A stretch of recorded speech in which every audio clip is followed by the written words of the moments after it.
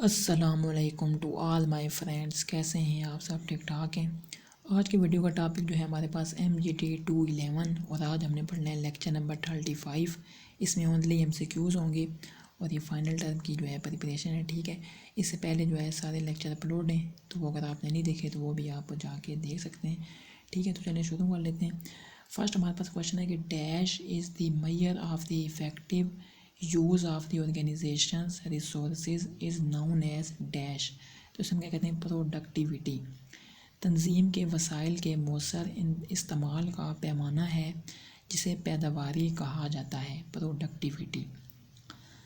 To question हमारे पास के production conversion of raw material into dash. Production ये होता है कि जो रॉ मटेरियल होते हैं, ठीक है, छोटे छोटे प्रोडक्ट्स होते हैं जिनकी वजह से कोई नई चीज़ बनती है, नया प्रोडक्ट बनता है, तो conversion of raw material into finished goods. ठीक है, यानी प्रोडक्ट बन गया वहाँ तक पहुँचा देना, वो होती है प्रोडक्शन।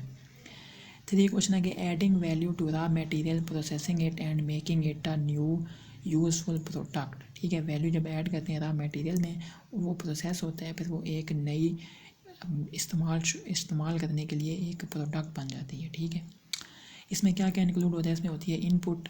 ठीक है, पहले इनपुट होती है जो जो सारे हमारे पास प्रोडक्ट्स हैं जिनकी वजह से कोई एक नई चीज़ बनेगी, वो सारे इनपुट होती हैं, फिर प्रोसेसेस उस पर वर्क होता है और फिर आउटपुट आती है, एक प्रोडक्ट बन जाती है। ठीक है, 5 हमारे पास क्वेश्चन है कि ability of a product to satisfy a need forms of dash. इसमें कहते हैं यूटिलिटी।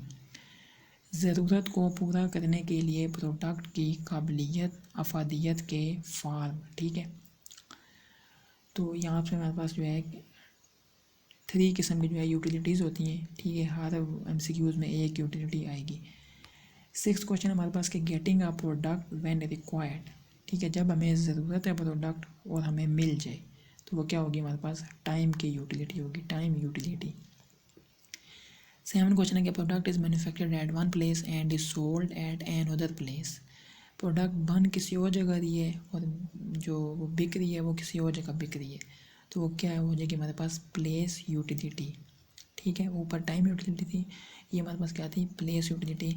नेक्स्ट हमारे पास क्या? Utility of the product is increases due to its dash mobility, यानी कि मसनूआत की अफादियत इसकी नकल व हरकत की वजह से बढ़ जाती है। ठीक हो गया। 9 क्वेश्चन है कि for example if a product is made in one city and it is transported to other city for sale and then use, then it is said that its utility has been dash increased. मिसाल के तौर पर अगर कोई चीज़ एक शहर में बनती है और उसे दूसरे शहर में फ़रोख्त के लिए ले जाया जाता है और फिर इस्तेमाल किया जाता है, तो कहा जाता है कि इसकी अफादियत बढ़ गई है, क्योंकि ये बन किसी और जगह रही है और बिक जो है किसी और जगह रही है। ठीक है, तो वहाँ उसकी अफादियत जो है वो बढ़ जाती है। 10 हमारे पास क्वेश्चन है कि changing the form of the product and then converting it into some useful product. ठीक है, यानी फॉर्म को चेंज करना। ठीक है, तो वो क्या हो जाती है हमारे पास? Form utility. जब एक फार्म से दूसरी फार्म में, यानी यूजफुल फार्म में जब चला जाता है प्रोडक्ट, होती है फार्म की फॉर्म यूटिलिटी। 11 क्वेश्चन है कि organisation planning operations manager decide about the production capacity of the dash organisation. Operation manager तंजीम की पैदावारी सलाहियत के बारे में फ़ैसला करते हैं। ठीक है। 12 हमारे पास क्वेश्चन है कि capacity planning optimum level of production needed by the dash organisation. सलाहियत की मनसूबाबंदी तंजीम को दरकार पैदावार की बेहतरीन सतह है। 13 क्वेश्चन है हमारे पास के factors for location of industry. ठीक है, कि हमने किस जगह पे हम इंडस्ट्री में लगानी चाहिए, तो उससे क्या क्या फैक्टर होते हैं? अवेलेबिलिटी ऑफ स्किल्ड वर्कर, कि जहाँ पे हमें जो है सारे काम करने वाले बंदे अवेलेबल हों, मिल सकें आराम से। Availability of infrastructure include electricity, gas, water and telephone, access to road transport and railway. Availability of raw material, climatic condition. ठीक है, तो ये सारी चीज़ें जो इस्तेमाल होती हैं जब हम देखते हैं कि लोकेशन हमने कौन सी चूज़ करनी है इंडस्ट्री लगाने के लिए। ठीक है।